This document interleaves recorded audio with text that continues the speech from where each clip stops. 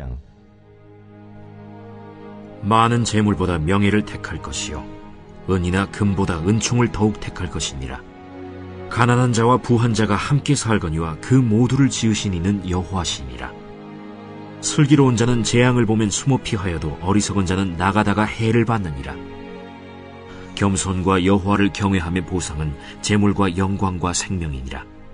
패역한 자의 길에는 가시와 올무가 있거니와 영혼을 지키는 자는 이를 멀리하느니라. 마땅히 행할 길을 아이에게 가르치라. 그리하면 늙어도 그것을 떠나지 아니하리라. 부자는 가난한 자를 주관하고 빚진 자는 체주의 종이 되느니라. 악을 뿌리는 자는 재앙을 거두리니 그 분노의 기세가 쇠하리라. 선한 눈을 가진 자는 복을 받으리니 이는 양식을 가난한 자에게 줌이니라. 거만한 자를 쫓아내면 다툼이 쉬고 싸움과 수욕이 그치느니라. 마음의 정결을 사모하는 자의 입술에는 덕이 있으므로 임금이 그의 친구가 되느니라. 여호와의 눈은 지식 있는 사람을 지키시나 사악한 사람의 말은 패하게 하시느니라. 게으른 자는 말하기를 사자가 밖에 있은즉 내가 나가면 거리에서 찢기겠다 하느니라. 음녀의 입은 깊은 함정이라. 여호와의 노를 당한 자는 거기 빠지리라.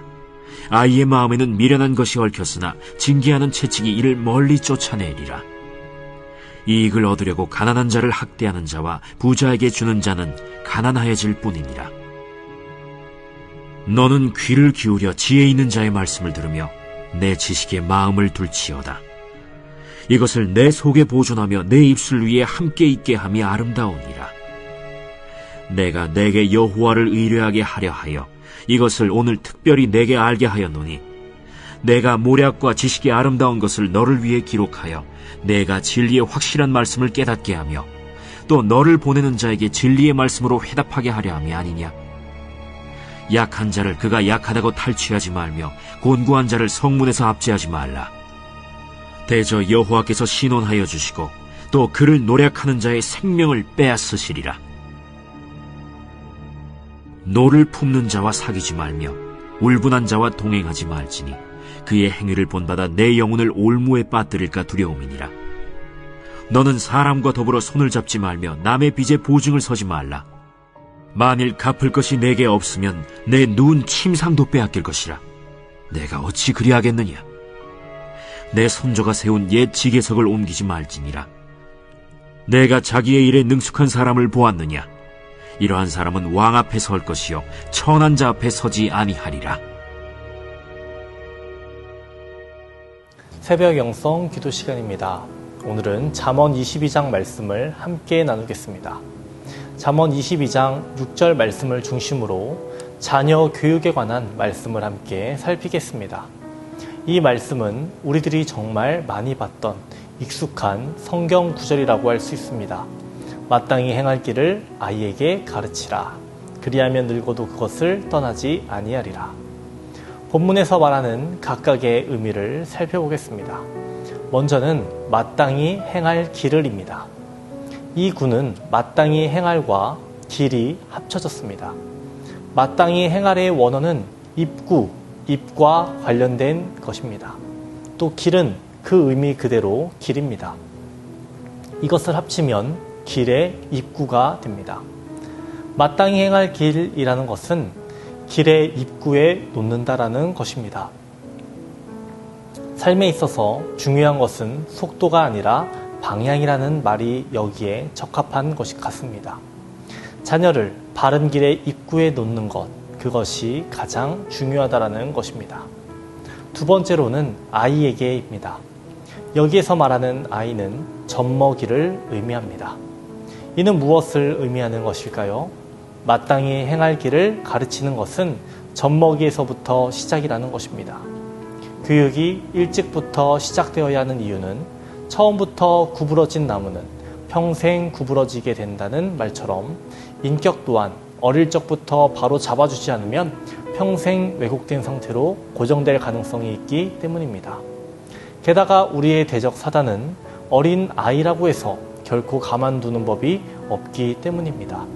그렇기 때문에 바른 교육은 어릴 적부터 시작해야 하는 것입니다. 세 번째로는 가르치라입니다. 여기에서 가르치라라는 말은 바치다 봉헌하다라는 의미를 가지고 있습니다. 이는 어린 아이로 하여금 도덕적이고도 종교적인 삶을 살 것을 서약하게끔 한다는 의미를 내포하고 있습니다. 부모는 단순히 자녀를 낳고 자라게 하는 것으로 의무를 다한 것이 아니라 마땅히 신앙에 기초한 삶을 살아가도록 가르치고 훈련시켜야 한다는 것입니다. 또한 어떤 학자는 여기에 나오는 가르치다는 바치다라는 뜻뿐만이 아니라 젖먹이에게 대추야자 시럽을 떠먹인다라는 의미로 사용된다라고도 말했습니다.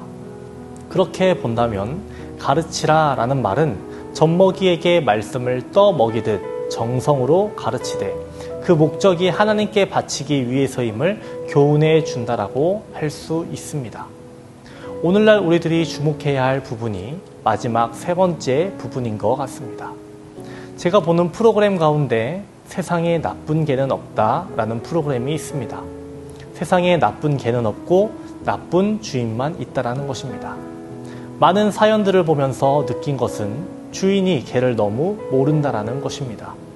너무 모르기에 애완견이 잘못된 습관을 갖게 되고 이로 인해 주변에 피해를 주는 일들이 빈번하게 일어난 것이었죠.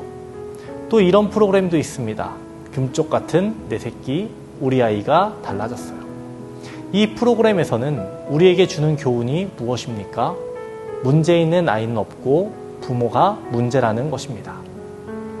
또 학교에서는 주입식 교육이 아닌 창의적 교육, 토론식 교육을 지향하려고 합니다. 이렇게 애쓰는 이유는 무엇일까요? 아이들의 흥미를 자극하고 아이들 스스로가 탐구하도록 돕는 것이 오늘날 교육의 지향점이라고 할 수 있습니다. 그렇다면 교회는, 가정은 이러한 사회에서 어떻게 해야 할까요? 성경 말씀만을 많이 읽어주고 외우게 한다고, 알게 한다고 해서 그것이 성경적인 것일까요? 이단도 우리의 신앙을 흔들기 위해서 성경을 연구하고 성경을 잘 합니다. 그렇다고 그들이 성경적인 삶을 사는 것은 아닙니다. 도구가 중요하다는 것을 우리는 알아야 합니다. 말씀을 어떻게 전해야 아이들이 쉽게 받아들일까?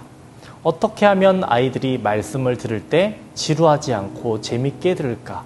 이러한 고민을 해야 한다는 것입니다. 아이들에게 무작정 말씀을 외우게 한다면 그것은 어떻게 보면 폭력이 될 수도 있고 이로 인해 아이들은 오히려 거부감을 가질지도 모릅니다. 어린아이들이 편식을 하는 경우가 종종 있습니다. 이럴 때 부모들은 어떤 이야기를 할까요? 이런 이야기를 하기도 합니다.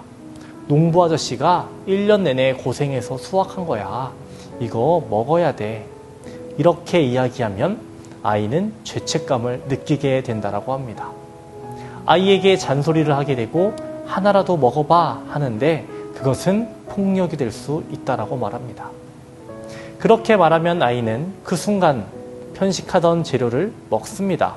아빠가 무서워서 그리고 아빠가 좋아서 먹기도 한답니다. 그런데 아이는 먹는 것이 아니라 삼킨다라고 합니다. 다음날 아빠 없을 때 아이가 혼자 그 편식하던 재료를 먹을까요? 그렇지 않을 겁니다. 아빠와 엄마의 의도는 좋았습니다. 그 말이 틀린 것은 아닙니다. 하지만 아이는 받아들이지 않습니다. 이럴 때 어떻게 해야 할까요? 아이들에 따라서 당장 바꾸기 어려운 경우가 있습니다. 시간이 필요하고 과정이 필요하기도 합니다. 아이가 쉽게 받아들일 수 있도록 오감놀이를 진행하며 함께 요리를 하며 먹는다면 이것은 하나의 방법이 될 수 있습니다. 이렇듯 우리의 자녀를 향한 신앙 교육도 노력이 필요합니다. 아이들은 스마트폰에서 시작해서 많은 부분에서 재미있는 것들을 누립니다. 그렇기에 우리는 아이들에게 어떻게 하면 말씀을 유익하게, 아이들이 적극적으로 받아들일 수 있게 도울 수 있을까? 이러한 마음가짐을 갖는 것이 중요하다는 것입니다. 우리 아이들에게 관심을 가지고 우리 아이들의 눈높이에 맞춰줘야 한다는 것입니다. 강아지도 공부해야 하는 시대가 되었습니다. 강아지도 모두 각각의 성향이 있고 다 다릅니다. 우리 아이들 어떨까요? 모두 똑같지 않고 모두 다릅니다. 아이들도 어떻게 키워야 할지 고민하고 공부해야 하지 않을까요? 우리의 자녀들은 어떤 성격인지 어떤 성향인지 생각해 봐야 하지 않을까요? 길을 가르치기 위해서 우리는 어떤 노력을 했는지 돌아봐야 합니다. 유대인들은 아이가 3살이 되면 꿀로 히브리어 알파벳을 적어 혀로 핥으며 글자를 깨우치도록 합니다. 어릴 때부터 배움은 달콤한 것이라는 생각을 자연스럽게 느끼게 해주려는 전통이라고 합니다. 시편 119편에 나오는 말씀을 그들은 이해할 겁니다. 주의 말씀의 맛이 내게 어찌 그리 단지요 내 입의 꿀보다 더 단이이다. 이 말씀의 뜻이 무엇인지 그들은 알 겁니다. 저는 아동부 친구들과 주일 오후 3시가 되면 함께 축구를 합니다. 축구를 하는 이유는 관계를 만들고 그 좋은 관계 속에서 말씀을 전하기 위함입니다. 또 교회로 아이들을 인도하기 위함이죠. 함께 축구하는 아이들 중에 저학년 친구 한 명이 형들이랑 같이 축구하면 항상 사소한 다툼이 나고 주변 다른 아이들이 그 아이를 싫어하고 불만을 토로하는 일들이 있었습니다. 이 아이를 어떻게 해야 할까요? 저는 이 아이를 제 편으로 만듭니다. 그리고 공을 한 번 더 줍니다. 신경을 써줍니다. 싸움이 나려고 하면 그때 끼어들어 살짝 편들어주고 참고 싸우지 않는 방법을 가르칩니다. 이렇게 하다 보니 이 친구가 이제는 축구할 때 많은 다툼이 나지 않습니다. 우리의 조그만한 관심이 있다면 아이들은 변합니다.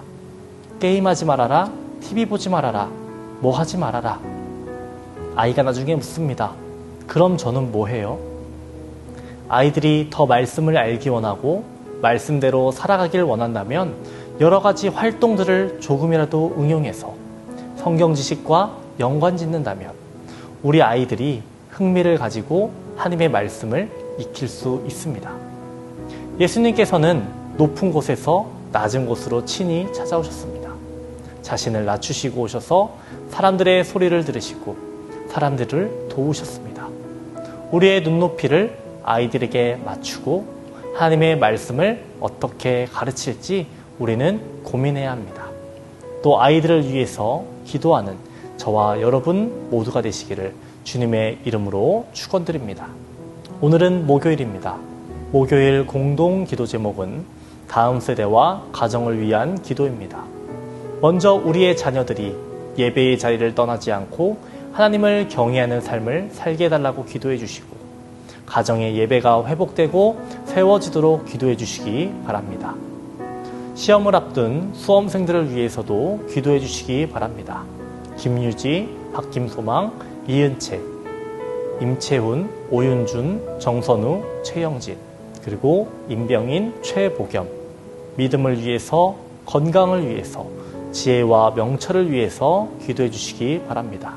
오늘의 공동기도와 수험생을 위해 먼저 기도해 주시고 각자의 기도 제목을 주시고 기도하시기 바랍니다. 기도하겠습니다. 좋으신 하나님 아버지, 오늘 하루도 말씀과 기도로 하루를 시작하게 하시니 감사합니다. 오늘 말씀에서 살펴봤듯이 마땅히 행할 바를 자녀들에게 가르치는 우리 모두가 되게 하여 주시옵소서. 다음 세대를 도울 수 있는 지혜를 허락하여 주시옵시고 우리의 자녀들이 예배의 자리를 떠나가지 않게 하시고 하나님을 경외하게 하시고 세상 속에서 영적인 것을 분별할 수 있는 삶을 살아가도록 하나님 지키시고 도와주시옵소서. 가정의 예배가 회복되게 하시고 세워지도록 하여 주시옵소서. 담임 목사님의 사역 가운데 늘 함께하여 주시옵시고 치유와 회복의 역사를 더하여 주시옵소서. 건강을 지켜주시고 영권, 물권, 인권을 더하여 주시옵소서. 시험을 앞둔 수험생들이 있습니다. 하나님, 그들이 믿음 위에 서게 하여 주시옵시고 흔들리지 않게 하여 주시옵소서. 건강관리를 잘하게 하시고 시험 당일에 아무 탈 없도록 하여 주시옵소서. 지혜와 명철을 더하여 주시옵시고 하나님의 영광을 위해 나아갈 수 있도록 좋은 진로를 허락하여 주시옵소서. 오늘 하루도 우리와 동행하여 주시옵소서. 감사드리며 예수님의 이름으로 기도합니다. 아멘.